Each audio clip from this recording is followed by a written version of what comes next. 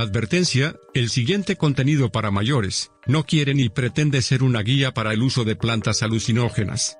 No facilitamos ni promovemos sus usos, no vendemos ni compramos sustancias ilícitas. El comportamiento de las personas con los datos, sonidos e imágenes difundidas aquí, y desde todas nuestras redes y plataformas, es de su exclusiva responsabilidad. Todo lo publicado por Radio Cannabis Argentina, es exclusivamente con fines periodísticos e informativos.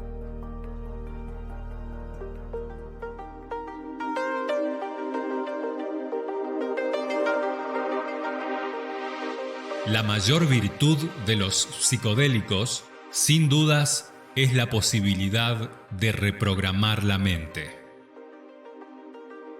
Muchos de los momentos más importantes en la vida de una persona son, por cierto, traumáticos. Una especie de tatuaje en la personalidad que definirá nuestros patrones conductuales y nuestra percepción frente a la realidad. Nuestro aislamiento interior frente a estas marcas difíciles de remover, fuente de muchos males, suele construir barreras que los psicodélicos funden para que uno se vea con naturalidad. Estas experiencias establecen las condiciones ideales para que un individuo pueda rediseñar estas marcas, liberar traumas, miedos y manifestaciones tóxicas del ego. Una sanación en múltiples aspectos.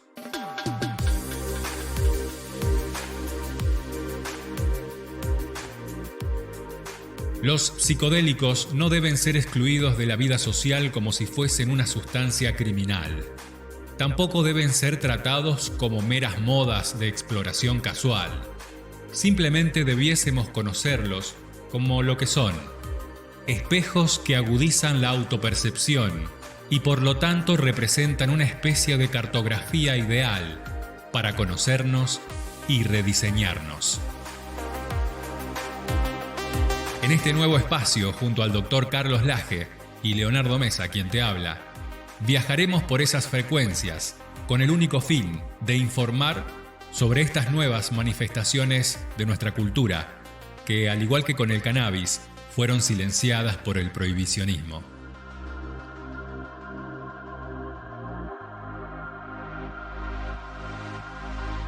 Bienvenidas y bienvenidos a Cultura Psicodélica. Bienvenidas y bienvenidos a Cultura Psicodélica. Bienvenidas y bienvenidos a Cultura Psicodélica.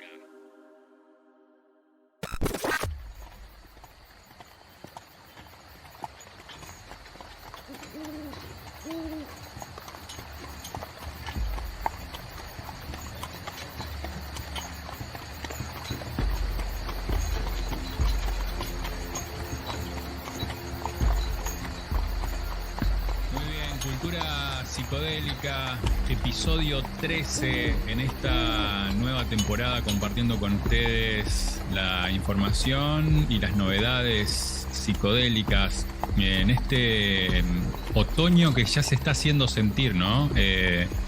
Ya están las noches fresquitas, ya da para tomar algo espirituoso.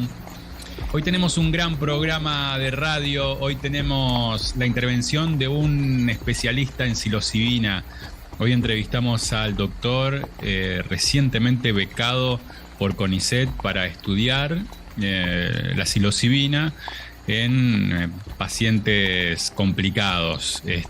Una gran noche que vamos a compartir junto acá, a quien traigo a mi lado en este carruaje viejo con cosas todavía hechas de cáñamo, como venimos tantas noches con el doc. Bienvenido, el doctor Carlos Laje en Cultura Psicodélica. ¿Cómo va, doc? Hola, Leo, querido.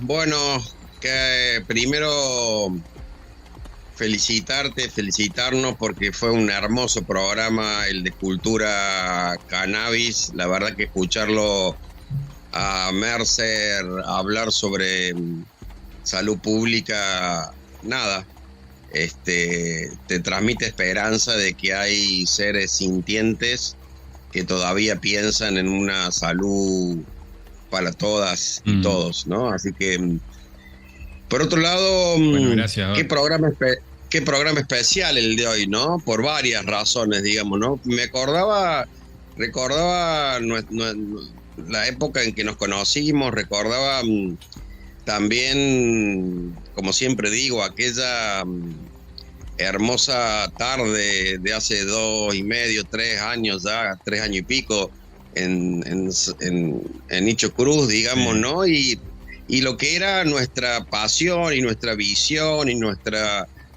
misión de comunicar, ¿no? Estas ganas de comunicar lo que era la nueva cultura del cannabis que penetraba ahí. Y recordaba hoy que dentro de poco tiempo, fíjate que vamos por el programa 13 y por el otro vamos por el programa 91. Cuando vayamos por el programa 91 de cultura psicodélica, el mundo, la Argentina, y más con la entrevista de hoy, ya va a tener, no tengo la menor duda, que legalizado los psicodélicos y sobre todo la psilocibina. Y bueno, vamos a poder recordar que fuimos los que nos animamos a decir algunas cosas que hoy o no se dicen o se tapan, digamos, ¿no? Entonces este programa viene de alguna manera a llevarles tranquilidad a esa gran masa de gente que necesita de la palabra de un doctor, de la ciencia, de la evidencia científica, para poder creer, digamos, ¿no? Yo el otro día pensaba, a veces recibo preguntas muy interesantes sobre el cannabis medicinal, ¿no? Y sobre todo lo que todavía sigue siendo mitos que existen. Y una de las preguntas que siempre me hago es si todos fuéramos todos hemos ido a una farmacia, ¿no? En algún momento de nuestra vida, o hemos acompañado a alguien, y si nosotros y todo lo que se vende en una farmacia desde el punto de vista de los medicamentos, no los souvenirs, porque ahora se están transformando. Leí un artículo impresionante de cómo se está monopolizando la farmacia shopping en Córdoba y en la Argentina, digamos, ¿no? Y ya están desaparecido casi el 40% de las farmacias de barrio, ¿no? Pero todo lo que uno va a la farmacia es legal y en realidad supuestamente ha tenido que pasar por estudios de fase 1, 2, 3 y 4 para tener la evidencia famosa científica para poder estar ahí. Y cuando uno lo compra no le pregunta al farmacéutico ni al médico cuando se lo prescribe una serie de cosas vinculadas a los efectos adversos o colaterales. Y yo pensaba, si nosotros nos hiciéramos toda la pregunta sobre las medicinas ancestrales que nos dan a veces miedo tomar y se le hiciéramos a la medicina moderna, literalmente no tomaríamos ningún medicamento. Y lo que más me preocupa, y creo que es un cambio cultural que se va a dar con el tiempo, es el atraso que hay en los procesos de investigación de nuevas moléculas para solucionar, no patologías muy complejas, ¿no?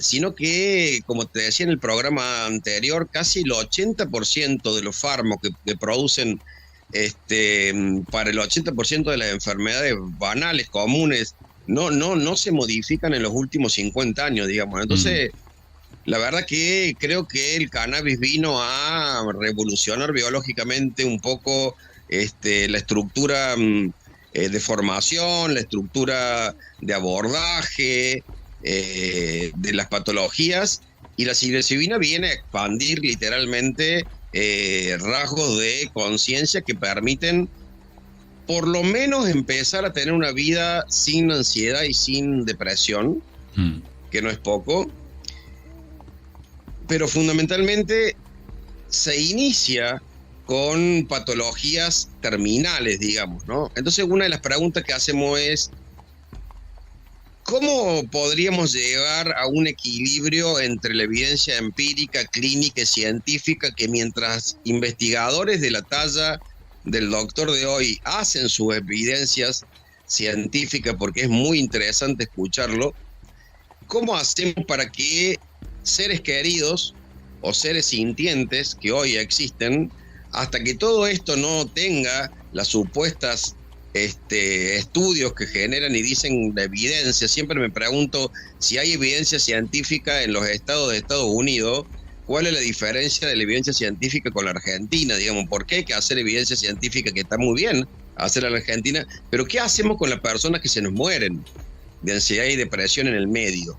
Digamos, entonces esa pregunta es, no logramos todavía amigar a la evidencia empírica, clínica y científica, y eso es a costa del sufrimiento del pueblo. Ojalá que avancen rápido y viendo la esquizofrenia de los políticos, de la Argentina, del mundo, de los poderosos, de los empresarios, cuánta psilocibina necesitarían para darse cuenta que lo que se llama la red neuronal por defecto, que es por donde circula la serotonina dentro de nuestro cerebro, que es una red que constantemente funciona por ahí, entonces repetimos las mismas acciones. Bueno, la psilocibina lo que hace es salirse de esa red y descubrir nuevos caminos dentro de nuestro cerebro, y generan fundamentalmente todo este tipo de cosas que son encontrarle sentidos diferentes a la vida, digamos, ¿no? Estoy impresionado con los psicodélicos porque creo que corren con una ventaja comparados al cannabis, que el cannabis tuvo una prensa muy, muy fea durante muchos años, y costó legitimizar a una planta de esta característica. Bueno, creo que los psicodélicos no vienen con esa carga, pero sigo insistiendo. Creo que hay mundialmente, pero creo que hay un desborde también muy grande en, fundamentalmente, hablando de la psilocibina, hay un autocultivo que hay que regular rápidamente o despenalizar, pero es como se peleaba por el autocultivo del cannabis. Acá hay un autocultivo que hay que de alguna manera despenalizar. Y por otro lado hay que tener mucho cuidado en el sentido que el consumo, no de microdosis, que ese será un tema que ya hablaremos, micro, meso y macrodosis, sino que el consumo de macrodosis tiene algunos peros, digamos, ¿no? A la hora de no tanto que alguien se muera, porque la gente parece ser que solamente le tiene miedo a morirse, sino que no lo que siempre hablamos que se llama el set and setting, sino que es la intención y el entorno. Entonces, digo, ni siquiera tiene que estar controlado por un médico. Fíjate que el estudio que hace el doctor que vamos a entrevistar hoy es un estudio con psilocibina artificial, que viene de Estados Unidos, y hay que hacer todo un trámite para que entre al país. Entonces, mientras viene, es paranoico, Leo, mientras viene psilocibina artificial para hacer un estudio en un laboratorio para que sea legal la psilocibina, hay más de, se cree que más de 1 millón de personas menores de 25 años o de 30 años cultivando hongos y teniendo su psilocibina natural. Digamos, es realmente esquizofrénica, digamos, nuestra vida. Sigo creyendo que nuestro problema ya no es ni sociológico, ni antropológico, ni político, es psiquiátrico fundamentalmente. Entonces, por suerte viene la psilocibina a salvarnos. Entonces, digo, la propuesta que te quería hacer era que eligiéramos, que más o menos es lo que veníamos haciendo, que lo ordenáramos un poquito mejor y que eligiéramos un psicodélico por programa, buscáramos un referente.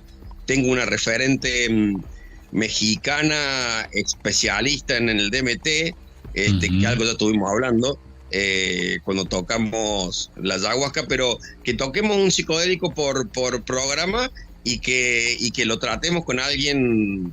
Genial. Como hemos tratado a la ayahuasca, entonces vamos con la mescalina, vamos con el LSD, vamos con todos los psicodélicos que hay, la ibogaína, que realmente es algo que es una medicina de un nivel de efectividad casi el 100%. Entonces, así la gente empieza a entender, de la misma manera que hoy le dicen cannabis medicinal y en una mesa común se pasa como algo positivo, bueno, empiece a entender culturalmente y vaya conociendo la psilocibina, vaya conociendo que viene de unos hongos, vaya conociendo que el LSD es un psicodélico artificial, que fue descubierto de una forma y una manera interesante, que el DMT también se sintetiza, que la ayahuasca, que la mescalina, que la ibogaína. Bueno, le podamos brindar como un programa a cada uno de ellos y podamos divulgar y hacer más. Hoy me acordaba mucho de vos, ya te lo voy a pasar. Hablaba en la radio, vos sabés que vos sos un hombre de radio, yo soy un hombre con la radio, porque escucho todo el día la radio en el celular, y hoy hablaba una chica que te la voy a pasar porque me hacía acordar tanto de vos. Ella es bióloga, le hacían una nota porque es una muy buena cantante de jazz argentina, ¿no? En Buenos Aires, pero ella es bióloga y se apasionó con salirse investigadora del CONICET, se salió de la investigación dura y hoy se dedica, porque quiero que la entrevistes, te la voy a pasar apenas cortemos. Ella se dedica ahora a traducir los papers científicos a través de distintas metodologías a un lenguaje comunitario, social, digamos. Entonces, que cada paper que salen a nivel de avance científico se pueda entender desde la sociedad. Tremendo. Si no, hay un abismo entre los cientos de miles de papers y la sociedad no tiene la menor idea de dónde va la ciencia. Claro, es un eslabón clave en el periodismo también, para entenderlo también. Exactamente, y no es solamente periodismo de investigación en salud, es en el cómo transmitirlo, porque uno puede ser un muy buen periodista de investigación en salud o de las ciencias, como vos le quieras llamar, pero también es la forma que uno utiliza para llegar a la gente. Así que te la voy a pasar ahora, la contactemos, le hagamos una nota y le preguntemos no solamente por qué llegó a decidir eso en su vida, sino que le preguntemos cómo transmitiría ella cosas como el cannabis, cosas como los psicodélicos a una sociedad desinformada, ¿no? Así que la verdad que un programa en el de hoy, la historia del doctor es apasionante, porque a su vez él viene de una familia particular, porque desde chiquito lo criaron en un entorno tan particular, y cómo la educación también desde el punto de vista cultural hace que uno tenga esa lucidez.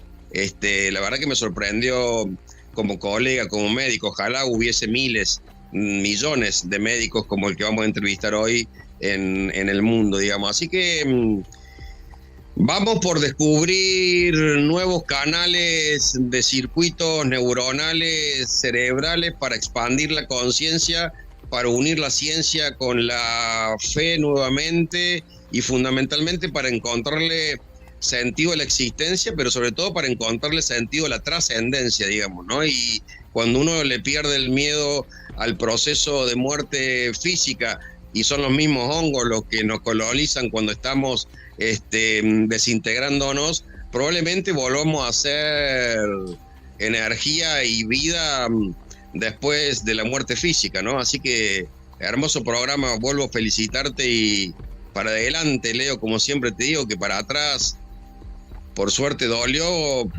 bastante, pero de a poquito creo que entre las luces y las sombras del renacimiento canábico y psicodélico, bueno, me quedo con esa lucecita que hace que pacientes, creo que te mandé a uno de los grupos que tenemos hoy, pacientes que tienen una calidad de vida muy, muy débil, puedan mejorar un poquito con esta sustancia, ¿no?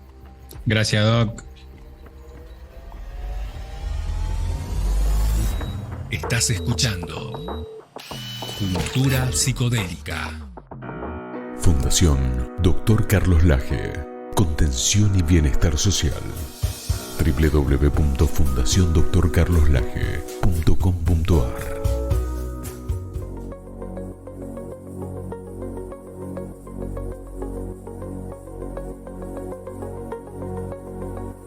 El uso de hongos mágicos ha sido practicado por culturas indígenas en todo el mundo durante milenios. Uno de los registros más antiguos que se conocen del uso de hongos alucinógenos proviene de la cultura maya precolombina en Mesoamérica. El Popol Vuh, un antiguo texto maya que data del siglo XVI, describe el uso ceremonial de hongos psilocibios entre los antiguos mayas. Cactus, plantas y hongos alucinógenos se utilizaron para provocar estados alterados del nivel de conciencia en ceremonias rituales y curativas. Los mayas ingerían balché, hidromiel y extracto de Lonchocarpus en ceremonias grupales para lograr la embriaguez. También emplearon enemas rituales con sustancias psicoactivas para inducir estados de trance.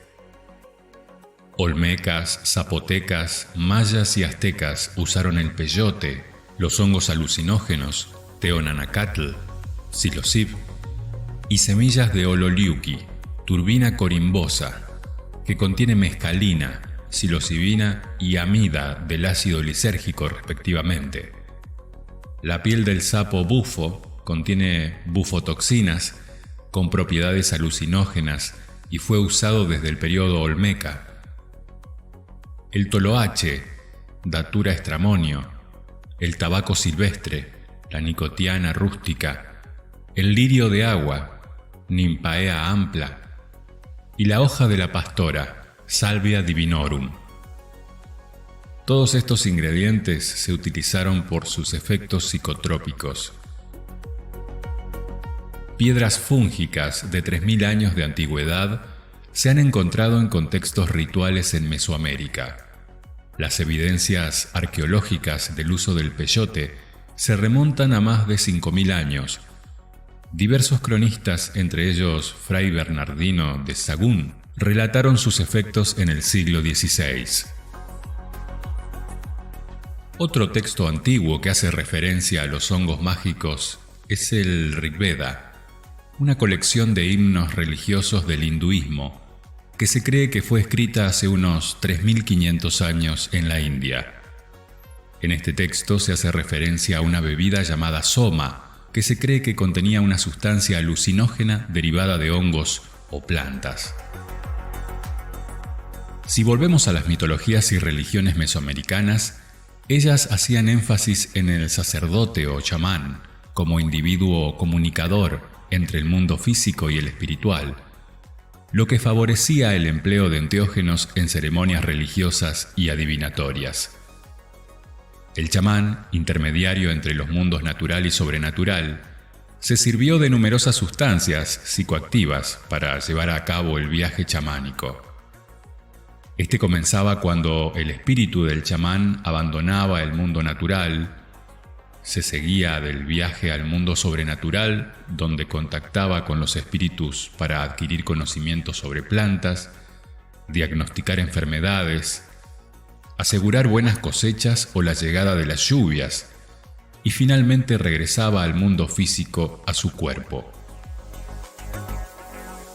La iconografía de las culturas mesoamericanas y andinas es muy rica al mostrar el viaje chamánico y el estado de trance inducido por alucinógenos. Además, las plantas psicoactivas se consideraban asociadas a ciertas divinidades y poseían una voz que el chamán debía expresar o transmitir tras la ingesta. Drogas, bebidas y enemas rituales fueron empleados en ceremonias sagradas en toda Mesoamérica. También fue común el uso o la combinación de diversas plantas psicoactivas junto con los elixires embriagantes.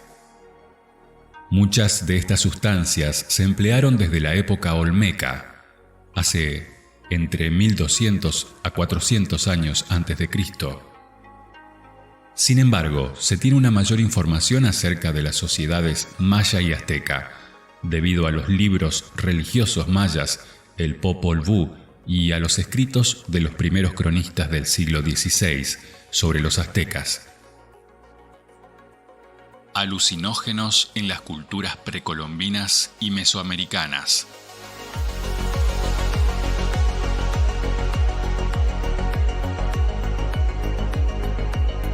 Cultura psicodélica.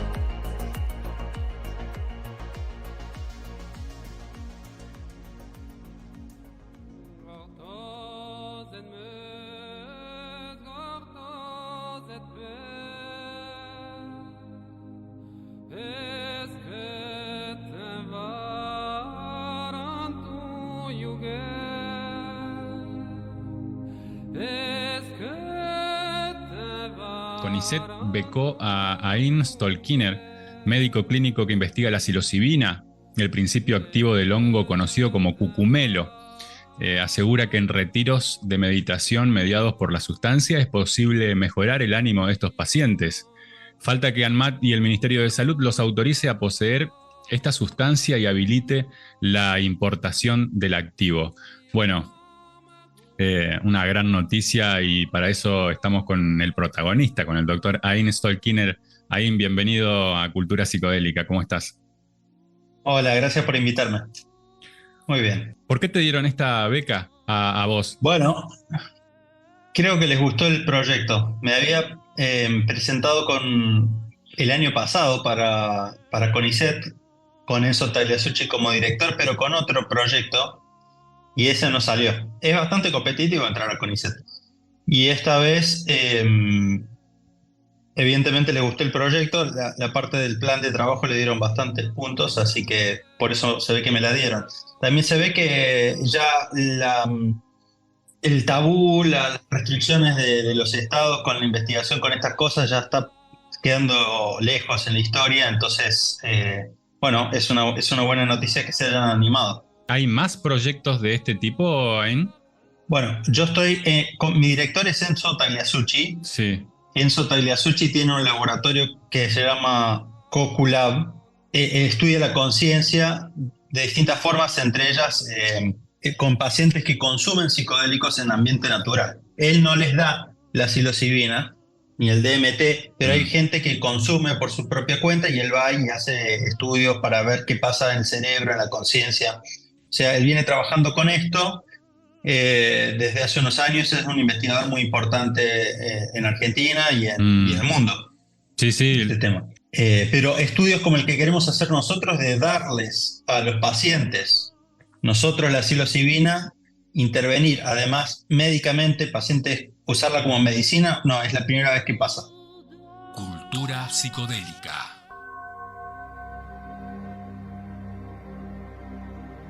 ¿Se asocia esta investigación con algún otro trabajo internacional? Sí, nosotros nos basamos mucho en un trabajo que se hizo en Estados Unidos en 2016, en la Universidad de Johns Hopkins, que es una universidad de medicina muy importante, desde la investigación sobre todo, en el que trataron a pacientes que tenían depresión y ansiedad asociada a un diagnóstico de cáncer que pone en riesgo la vida, los trataron con psilocibina y vieron que el 80% tenía una respuesta terapéutica y el 60 y pico % tenía remisión, es decir, que se le iban todos los síntomas. Entonces nosotros queremos tomar ese estudio, usarlo como base para la investigación acá y mejorar ese protocolo aún más, agregando retiros de meditación antes de las sesiones con psilocibina para potenciar los efectos terapéuticos de la psilocibina. Así que, y bueno, además de ese es el que más nos basamos, pero hay muchas otras investigaciones clínicas que en los últimos años se vienen publicando. No, lo preguntaba porque con el cannabis es como que hay que hacer toda la investigación de nuevo, digamos, no se tiene mucho en cuenta los trabajos internacionales, y acá en este caso, por lo que me contás, en algún punto sí, ¿no? Eso está buenísimo. Bueno, hay que ver cómo va a ser la cosa cuando se quiera introducir a la psilocibina como un medicamento. Esto es para investigación. Para investigación sí. Es una cosa, y después para meterla al mercado como algo que todos pueden acceder es otra muy distinta. Yo tengo la esperanza que en Estados Unidos, cuando se termine la fase 3 del estudio de la psilocibina para depresión resistente al tratamiento, después acá se va a poder homologar esa aprobación de la psilocibina como medicamento y la vamos a poder conseguir. Eso tendría que ser relativamente pronto, pero bueno, hay que ver. ¿Por qué en pacientes oncológicos, Ain? Los mayas, dijimos, consumían una bebida embriagante llamada balché, que se obtenía de la infusión de la corteza del Lonchocarpus longistylis, mezclada con miel de abejas alimentadas con flores de campanillas, ricas en erguina. La borrachera estaba conectada con la práctica de la adivinación, un ritual diseñado para permitir una comunicación directa con los espíritus y poder ver el futuro, o entender otros eventos que no se podrían comprender de otra manera, como las enfermedades, la adversidad de la fortuna, las inclemencias meteorológicas, las malas cosechas o predecir el resultado de un combate o una guerra. Al parecer, el contenido alcohólico del balché era bajo, por lo que tenía que ser ingerido en grandes cantidades para provocar un efecto embriagador. Durante las ceremonias, todo lo que se vomitaba se recogía en bolsas que se colgaban en el pecho de los sujetos. El uso del balché ha persistido a lo largo del tiempo y los mayas del estado de Yucatán, en México, lo siguen utilizando. Al mismo tiempo que se bebía balché, se tomaban otras sustancias psicoactivas. Así se fumaba el tabaco silvestre mesoamericano, Nicotiana rústica, y se aplicaban enemas rituales. El tabaco fumado, aspirado o masticado y mezclado con hojas de toloache, datura estramonio o de brugmancia, ricas en alcaloides psicoactivos, potenciaba el efecto enteógeno. El tabaco silvestre, al que los mayas llamaban pisiet, formaba parte de muchas ceremonias sagradas. En el Templo de la Cruz, en Palenque, Chiapas, puede observarse una estela que representa al dios Ge fumando. Francisco Fuentes y Guzmán, en su Historia de Guatemala o Recordación Florida, hablaba así sobre los usos del tabaco entre los mayas en el siglo XVI.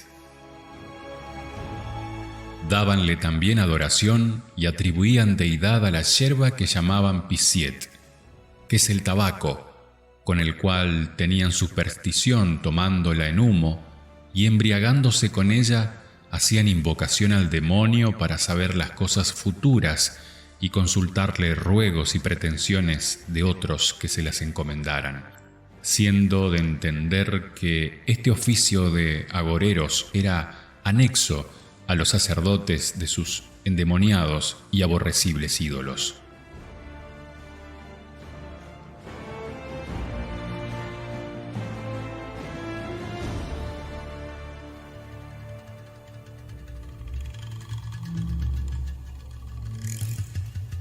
¿Por qué en pacientes oncológicos, Zain? Bueno, es interesante. Tiene varios puntos. Por un lado, porque en general las terapias más experimentales, los comités de ética lo aprueban más fácilmente cuando ya al paciente no le queda ninguna otra opción, ya está en la última. Ahí se puede probar casi cualquier cosa. Si ves los tipos de quimioterapia que se usan en los pacientes oncológicos son muy agresivas. Entonces, es como una defensa. Es más difícil que nos digan, no, ¿cómo le vas a dar una cosa tan dura, tan peligrosa a un paciente? Bueno, con pacientes oncológicos que tienen un cuadro que no se puede tratar con los medios convencionales, es mucho más fácil que nos lo aprueben desde ese lado. Y después, desde lo científico también es muy interesante porque no es que hay un solo tipo de depresión, seguramente. Hay distintos tipos de depresión dependiendo de qué tipo de cosas la desencadena y qué tipo de mecanismos psíquicos entran en juego. Y la depresión asociada al cáncer tiene la particularidad de que es una depresión en que las personas entran en crisis porque tienen que enfrentar la muerte. Es una crisis existencial, digámoslo. Y la psilocibina y otros psicodélicos tienen la capacidad de inducir un tipo de experiencia que te permite sentir y ver las cosas vos mismo, el mundo desde otra perspectiva. Y eso es lo que puede tener el efecto terapéutico. Eso es lo que encontraron en 2016, que un tipo de experiencia de tipo mística puede mediar los efectos terapéuticos. Entonces, por eso, este tipo de depresión puede que sea particularmente tratable con este tipo de terapia.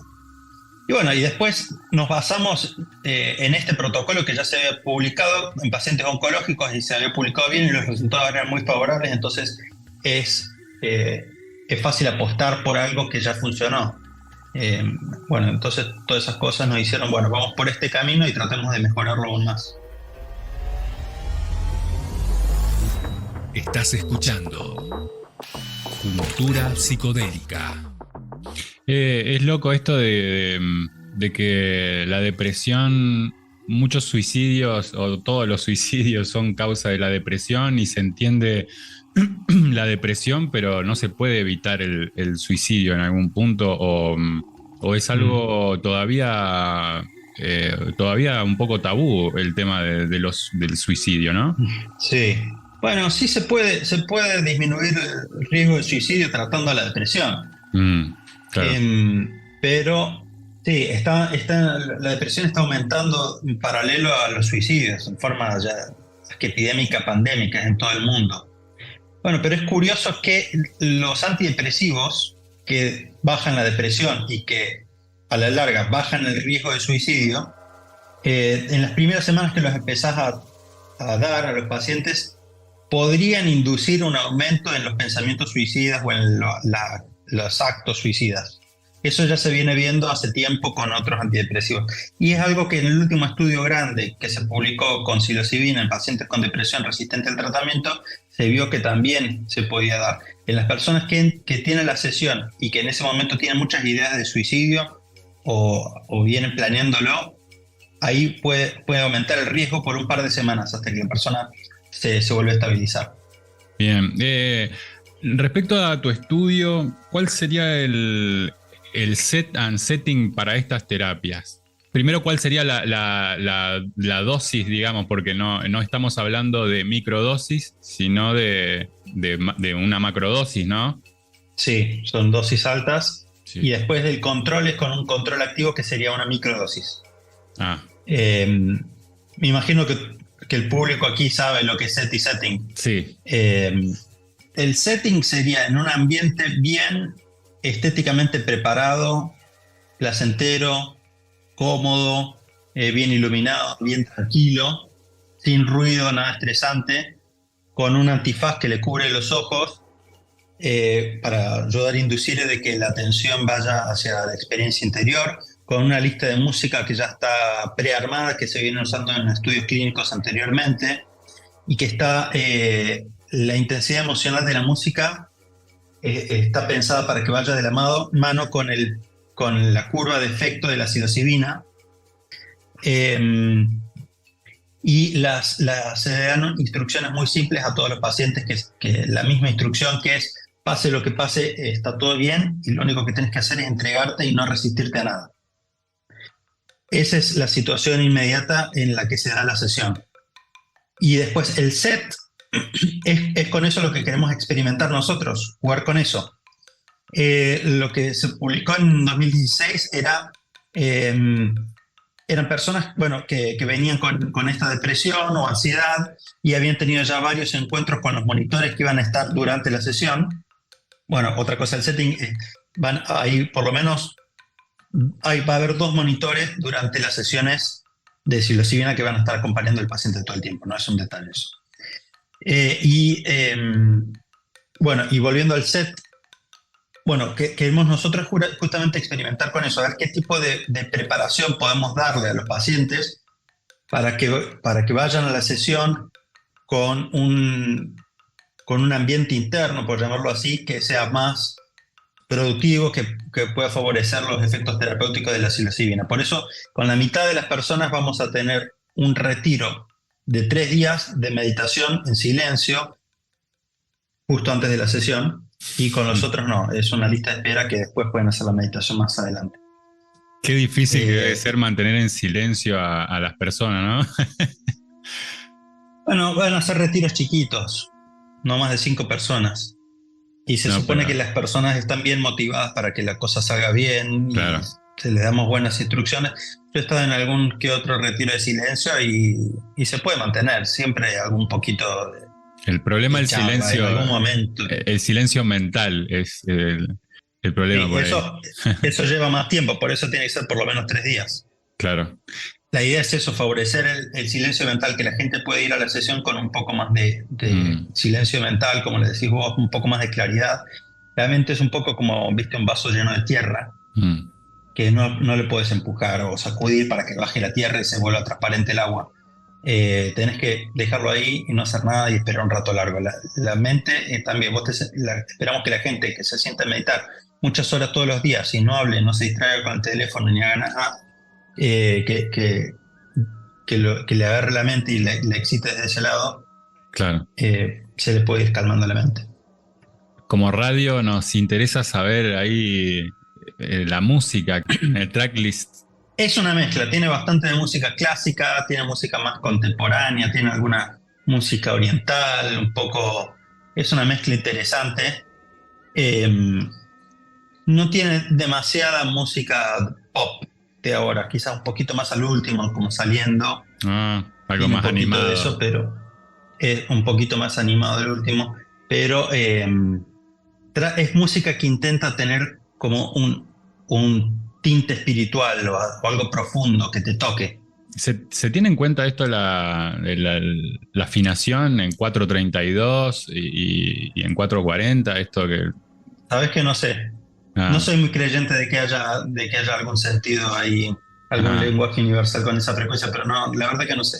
Bueno. No me fijé, no pregunté. Yo primero usaba otra lista, pero después me junté con los autores de las publicaciones de los papers que te dije y ellos me pasaron la lista que están usando con mucho éxito y es como que yo lo tomo como algo Está bien, no sagrado, ¿no? Pero es muy... Sí. No lo modifico. está bien, está bien. Por ahora.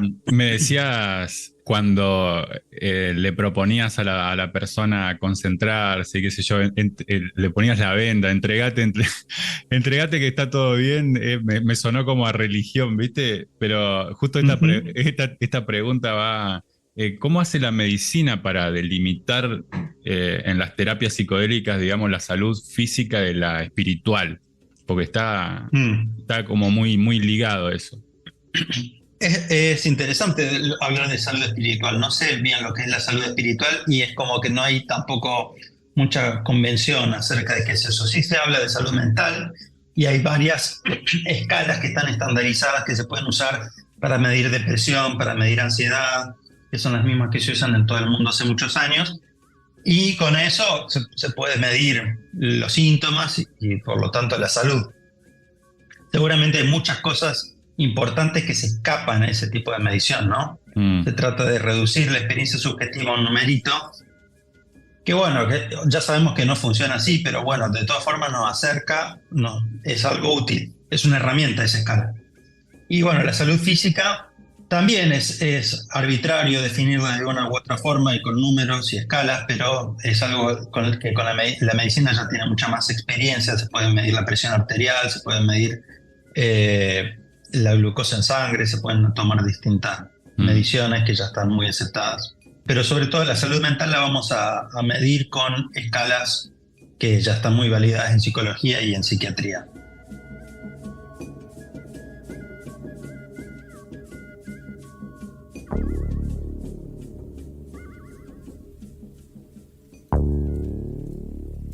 Algunas sustancias se usaban para tener visiones y también para disminuir el dolor de los autosacrificios, algo característico de la cultura maya.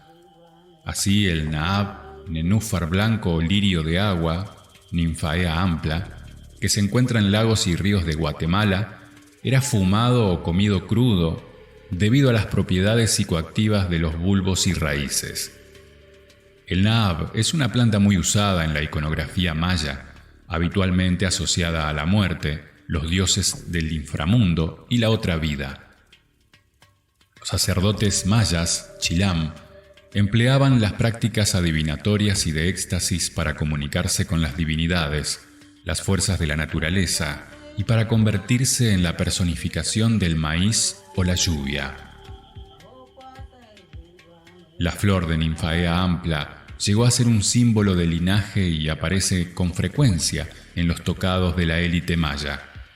Esta planta fue considerada un eslabón de la fertilidad, ya que los peces se alimentaban de ella y el agua fertilizaba el suelo y el maíz. Diversas descripciones de la época colonial, como el Códice Florentino, relatan el uso de enemas contra enfermedades y dolencias del tracto digestivo.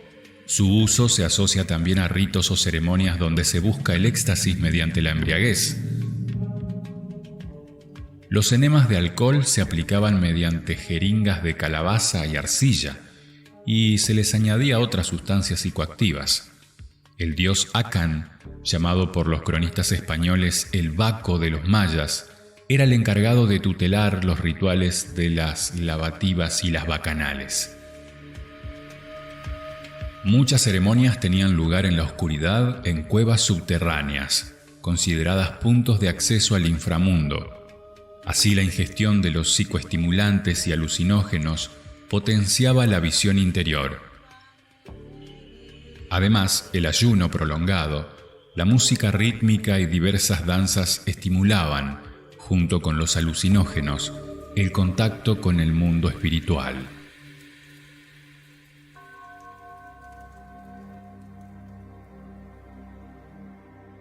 Te escuché decir por ahí en una entrevista que este tipo de terapias las necesitamos desesperadamente. ¿Por qué la necesitamos con ese énfasis?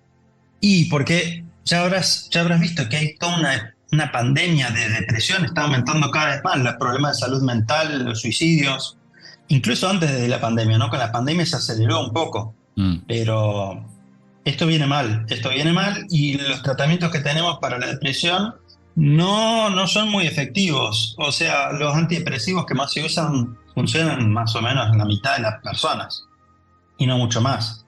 Y hay muchas personas que prueban con una cosa y después las pasan a otra medicamento y les agregan un segundo, un tercero y no les funciona nada. Y son millones en todo el mundo, hay mucha gente.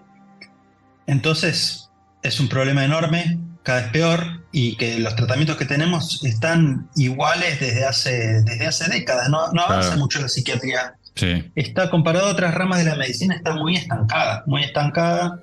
Cosas novedosas no se ven hace décadas, como te digo. Cada tanto sale algún antidepresivo un poquito distinto, pero nada que funcione con otro mecanismo y que nos haga mirar los problemas de otra forma. Uh-huh. Hasta que se empieza a de nuevo tomar interés con los psicodélicos, ¿no? Doc, en el uso recreativo de cucumelo está recomendado. ¿Qué consejos darías para las personas que están intentando esto, digamos, extra medicinalmente? Yo no lo recomendaría para uso recreativo, para nada. Me parece que no solo que podría llegar a ser peligroso, sino que es una oportunidad perdida. Yo personalmente considero que deberían usarse o para fines medicinales o espirituales, pero no es una droga para divertirse, para mí.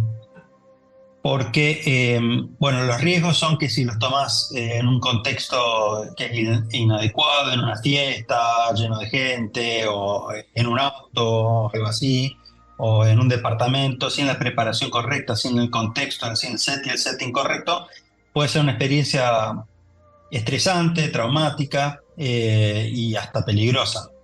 Se han reportado casos de problemas de salud mental a largo plazo solo en este contexto de uso recreativo y no se encontraron ninguno de estos efectos adversos de salud mental a largo plazo en el uso clínico.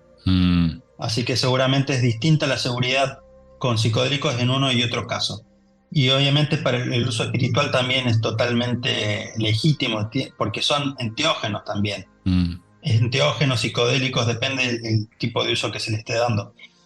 Pero además el otro tema es que si uno ya los toma, hay gente que tomó 50 veces LSD, a dosis aunque sea bajitas, como para divertirse, y después esa novedad, cuando alguien lo quiere usar con un fin más productivo en su vida, ya se pierde, no es lo mismo que ya se ha banalizado algo que tenía un potencial muy profundo, ¿no? Y me parece que eso en general puede ser contraproducente, por eso digo oportunidad perdida.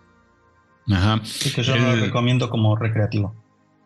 Bien, excelente saber tener esa información. Y en episodios pasados nos contaba un especialista en ayahuasca que se suele cortar la ayahuasca con floripondio, con otras sustancias. ¿Hay mezclas con las que se haya detectado la psilocibina, por ejemplo, el cucumelo o los hongos que se hayan ahí contaminado con alguna otra sustancia para corte o no? No que yo esté al tanto, porque no se consume en general en forma de polvo. Bueno, cuando uno consume las microdosis y a veces ya se consiguen en cápsulas de que ya está hecho polvo, pero en general cuando uno toma la dosis grande se come directamente el hongo seco y ahí es más difícil que le hayan puesto algún otro químico. Pero siempre está el riesgo de que si uno lo recolectó desde la naturaleza o por alguien que es inexperto, que se haya podido confundir la especie. De todas formas, los hongos más peligrosos son bastante distintos a los hongos psicodélicos, pero yo no le recomendaría a nadie que junte desde la naturaleza hongos psicodélicos sin haberlo estudiado bien o comprarlos de alguien que no sepan de dónde lo sacaron, porque siempre está ese riesgo. Algunos hongos son peligrosos. ¿Tiene chance la industria de los psicodélicos, así como lo estamos viendo en la industria del cannabis, Doc?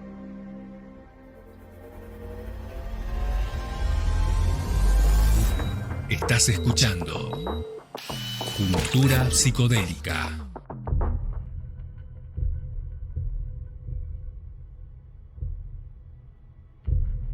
Los principales hongos enteógenos pertenecen a los géneros Psilocybe, Panaeolus y Stropharia.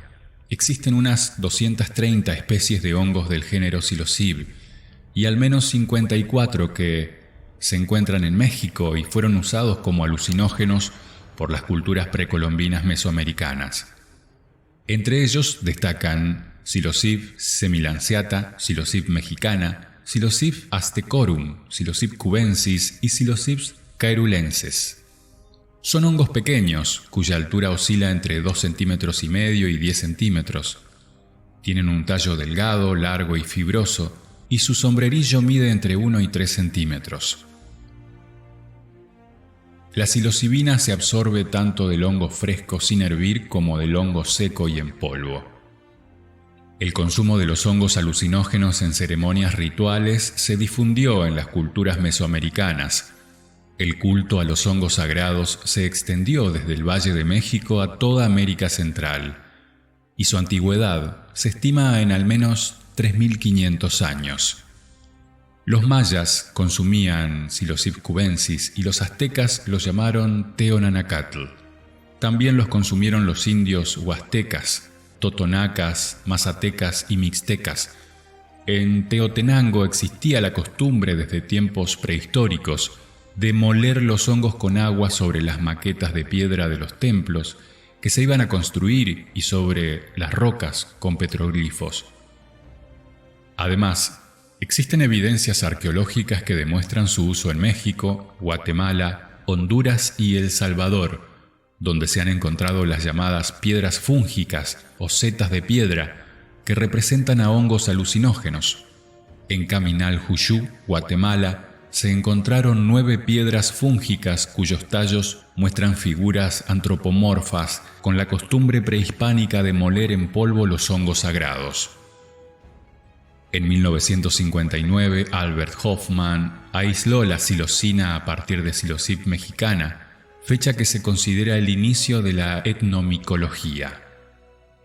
Paralelamente, Gordon Wasson describió el culto sacramental del Psilocybes entre los indígenas mazatecas y entrevistó a la conocida chamán María Sabina. Hoy día los rituales mazatecas asociados al consumo de los hongos alucinógenos presentan un sincretismo con numerosos ritos católicos. La recolección del hongo se realiza al amanecer y en los periodos de luna nueva. Después se recitan oraciones cristianas y se bendicen los hongos en la iglesia. La ingesta ritual, donde Psilocybe se ingiere por pares, debe cumplir una serie de preceptos como la abstinencia sexual y alcohólica y el ayuno. El ritual se realiza en una velada nocturna y los hongos deben colocarse en un altar y purificarse con tabaco e incienso. De este modo, el chamán diagnostica y trata las dolencias.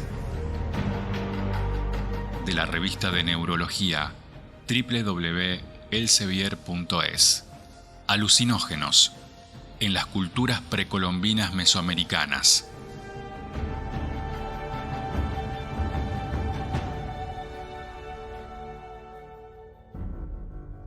¿Tiene chance la industria de los psicodélicos, así como lo estamos viendo en la industria del cannabis, Doc?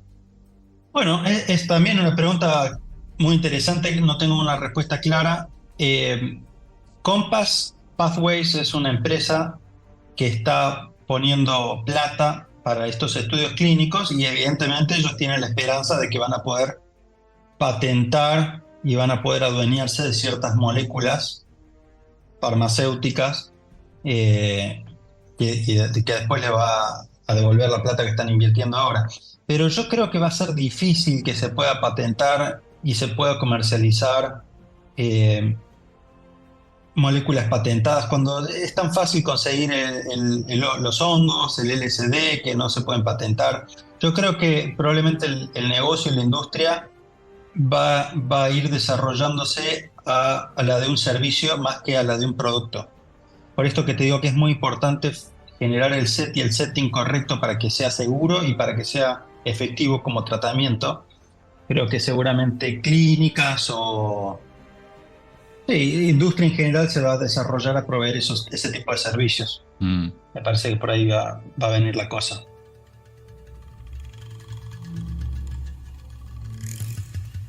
No se puede patentar la psilocibina, digamos, como no se puede patentar el THC, digamos, una cosa así. No, podrían patentar un mecanismo bioquímico para síntesis artificial de psilocibina. O sea, si no la querés extraer de la naturaleza y la querés fabricar y te inventás una forma de fabricarla que es muy eficiente, qué sé yo. ¿Y existe esa forma? Creo que eso es lo que han hecho Compass Pathways. O podés también patentar una forma de administración. Por ejemplo, la ketamina. La ketamina es más vieja que la aspirina, es viejísima la ketamina.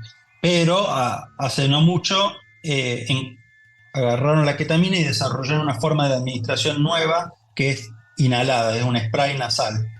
Bueno, entonces ya es una patente que dura una cierta cantidad de años y bueno, la ketamina que se usa para depresión, con ese esquema de tratamiento de spray nasal es carísimo porque está patentado y los tipos están recaudando con eso. Quizás inventan algo por el estilo con la psilocibina, pero yo no creo que sea que vaya a funcionar mucho. Siendo que hay tanta distribución ya de psilocibina que es como tratar de patentar el cannabis cuando todo el mundo cultiva en su patio. Claro. No, eso no va a funcionar, yo creo.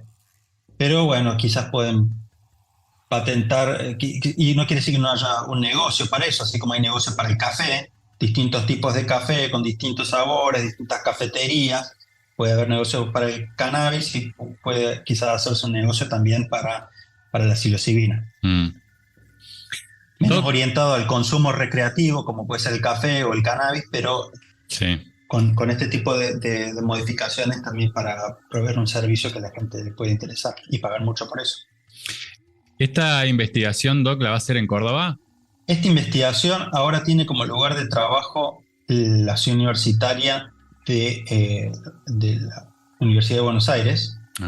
Y el comité de ética que lo aprobó es el comité de ética del Hospital Borda de acá de Buenos Aires, un hospital de salud mental muy importante, donde podría ser ahí que tratemos a los pacientes. Pero me encantaría que este entusiasmo, este interés se desparrame al resto del país. Por ahora no tenemos planes concretos de hacerlo en Córdoba, pero me gustaría en algún momento que tengamos algún protocolo también allá. Ajá, te tendrían que invitar, ¿cómo pueden formar parte las provincias? Bueno, no necesitan que sea conmigo, ¿no? Pueden tener investigadores que tengan becarios de doctorados o distintas clínicas, hospitales pueden ingresar sus protocolos a un comité de ética, por ejemplo, pero a mí me gustaría plantear también a investigadores de Córdoba, estuve charlando con alguno que otro, de plantear algún protocolo que se puede hacer quizás como un estudio multicéntrico, como muchas veces se hacen estudios clínicos, con alguna clínica en Córdoba, alguna en Buenos Aires. Pero bueno, todavía está muy en el aire, por eso no quiero decir nada, pero seguro que distintas provincias pueden hacer sus protocolos si están interesados también. Genial. ¿Y ahora estás de lleno en eso, Ain, o estás haciendo otra cosa? No, ahora yo tengo mi consultorio y estoy trabajando, este mes empezó a correr mi beca, Ajá. así que ya me estoy incorporando al laboratorio de ENSO en Ciudad Universitaria. Qué grande. Bueno, corre la beca, pero todavía tengo que aplicar a un doctorado, porque la beca es para un doctorado, pero primero te dan la beca y después con esa beca puedo conseguir con más facilidad que me aprueben en alguna institución para hacer el proyecto de doctorado. Genial. Bueno, Doc, felicitaciones y todo el éxito para llevar adelante esto que es inédito. Gracias. Recién empieza a conocerse las virtudes de estas sustancias que estuvieron prohibidas y siguen desde hace mucho, pero poco a la vez. Sí. Bueno, te agradezco mucho por haberme llamado, esto de divulgar, ayudar a la gente que se entere de esta posibilidad que se viene. Yo creo que nos ayuda a todos. Así que bueno, estamos al tanto cuando tenga novedades y resultados. Por favor. Me encantaría volver a contar. Sí, tenés los micrófonos abiertos de la radio ahí para cuando dispongas.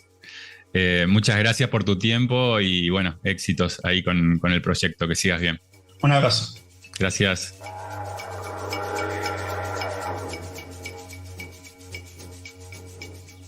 IAM, Instituto Argentino de Hongos Medicinales. Un reino al servicio de la salud mental y espiritual. Encuentra este episodio luego del estreno, en todas las plataformas. Hablaste al comienzo de tratar una sustancia por programa. También se me ocurre, ¿no? Dentro de estos temas interesantes, y hoy básicamente hablamos de ansiedad y depresión más que nada porque son los estudios que tienen que ver con los hongos y con Ain, el entrevistado de hoy, pero también están las adicciones, ¿no? Las adicciones como el alcohol, como la cocaína. De eso estamos llenos en Argentina, Doc, y me parece que también un adelanto grosso se viene para este lado. Mira, yo creo que al final de su exposición el doctor Mercer creo que contó algo que habían tenido la deferencia de invitarme a la mesa de medicinas complementarias alternativas, y en este caso de cannabis medicinal. Y yo voy a ir con un planteo muy claro. Fíjate vos, Argentina tiene una particularidad con el mundo que casi no se usan sustancias inyectables, digamos, ¿no? En el tema de adicciones. Eso pasó porque, como decía Mercer, se hizo una campaña muy fuerte en la década de los 80, 90 con el tema del HIV, y la gente no utiliza casi como en los países de Europa o Estados Unidos, sobre todo la heroína u otras sustancias inyectables. Entonces, fíjate que la depresión es un exceso de pasado, la ansiedad es un exceso de futuro, las adicciones son la manera de evadir lo que realmente, de alguna forma, que es o volviéndose loco o usando algún tipo de sustancias, sean legales o ilegales, pero lo que es una realidad compleja. Y fíjate vos qué interesante que cuando nosotros nos planteamos desde el punto de vista de salud pública, cuando hay, como te decía el programa anterior, 250.000 personas que usan Paco o crack en Estados Unidos, pero 250.000 personas que no se pueden hoy quitarle el Paco de golpe por la abstinencia, sí. La psilocibina sería una sustancia que en el momento que la persona empieza con la abstinencia, dosis de psilocibina, no solamente dosis macro, sino que dosis meso, le sacan en 24 o 48 horas la abstinencia a pacientes con adicciones al Paco. Digamos que un gran programa de salud pública para erradicar el Paco, que es uno de los principales flagelos que lleva a la violencia, que lleva a la inseguridad, que lleva a la destrucción de la vida de los que lo consumen, de las familias que contienen a una persona, porque en general son familias de recursos bajos, entonces se genera toda una situación muy compleja mientras toman las sustancias seguras en Nordelta y en Puerto Madero, porque son noticias cuando se tira una chica que estuvo con un empresario desde un cuarto, quinto piso, entonces ahí es noticia que estaban tomando cocaína, pero si no, hay que meterle bala a los nadie, eso que siempre te digo, que valemos menos que la bala que nos mata. Entonces, qué importante que sería un gran plan de promoción, prevención y contención de pacientes con adicciones con psilocibina. Así que los llevo al Congreso de Salud Pública para sacarnos las caretas y decirnos que hay soluciones, que uno no las quiera poner en práctica porque toca intereses que son más fuertes que los flagelos que nos acosan, ese es otro tema, ¿no?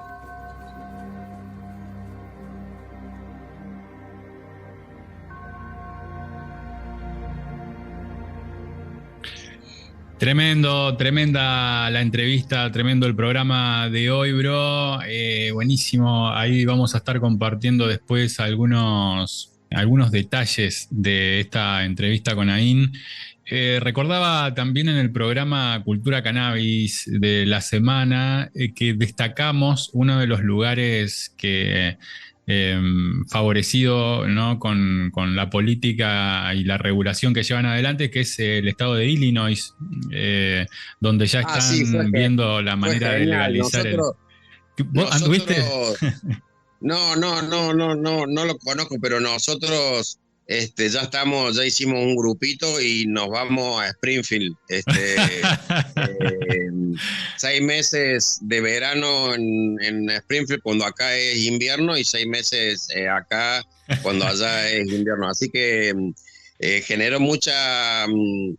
todos salieron a buscar en el mapa dónde quedaba Illinois, como dijiste vos, al centro de Estados Unidos, y sobre todo, nada, yo creo que vestido de Homero y no, yo creo que sería más Bart por el pelo y por pero yo creo que vestido de Homero o de Bart repartiendo algunos folletos por las calles de Springfield. Creo que tengo buen futuro para terminar mi día como médico, como científico, ¿no? Y sí, fíjate cómo terminó Patch Adams. Así es. Gracias, Doc. Excelente programa y nos encontramos la semana que viene, que seguramente toda la audiencia va a encontrar algo interesante para escuchar y después con algún estreno que, si nos siguen en las redes, estarán actualizándose. Sí, programón, y te dejo una perlita para el final. Se viene algo que va a cambiar literalmente nuestras vidas porque va a ser un sueño hecho realidad. No se olviden de este nombre, Cooperativa Flor de Vida, nuevo auspiciante de Radio Cannabis de nuestros 2 programas. No se olviden que mañana pasado se van a sorprender porque van a ver el primer curso que se da desde la Cooperativa Flor de Vida con el aval de Canadelia, con el aval de el área de desarrollo territorial de la UNSAM, que se da con el aval de la cooperativa Bella Flor, la primera cooperativa en el país que recicla residuos en la provincia de Buenos Aires, y algunas novedades también porque estamos trabajando en lo que es en la plantación de cáñamo, esperando que se reglamente la ley en los basurales del CIAMSE, digamos, ¿no? El CIAMSE para que la gente... Tremendo. Tome algún tipo de noción. Tenemos 2 proyectos muy importantes, que es el reciclamiento de tierra en el CIAMSE, para que la gente tenga un poquito de noción, lo crean los militares en la dictadura, y es donde va toda la basura literal de la provincia de Buenos Aires y la capital federal. Así que vos te podés imaginar, yo tuve la oportunidad de conocerlo y es un mar de basura. Entonces no solamente vamos a plantar cáñamo para ver cómo aspira las raíces, elementos, metales pesados y larga oxígeno, sino que estamos muy cerca de la primera licencia, Leo, de Reprocam a un interno de la unidad 48 de San Martín. Ese día sí que va a ser un día de festejo en mi vida. Así que se viene el primer curso de la cooperativa de Canadelia, del área de desarrollo territorial de la Universidad Nacional de San Martín, el primer curso de cannabis medicinal, cáñamo industrial y su vínculo con la sociedad. Así que bienvenidos a todos. Va a ser un antes y un después de cursar ese curso. Así que gracias y chau. Tremenda la bomba que tiró el Doc y ahí queda. Esto se autodestruirá en 5 segundos y espero que compartan la info porque es tremendo. Gracias, Doc. Nos vemos.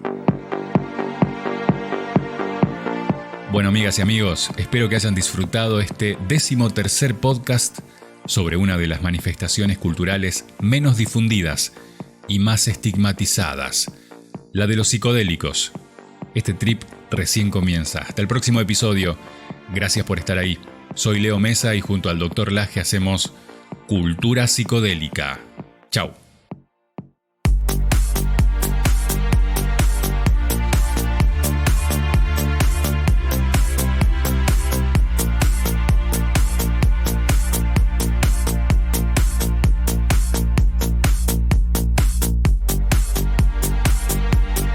Este episodio fue presentado por Fundación Dr. Carlos Laje y IAM, Instituto Argentino de Hongos Medicinales. Encuentra este episodio luego del estreno en todas las plataformas.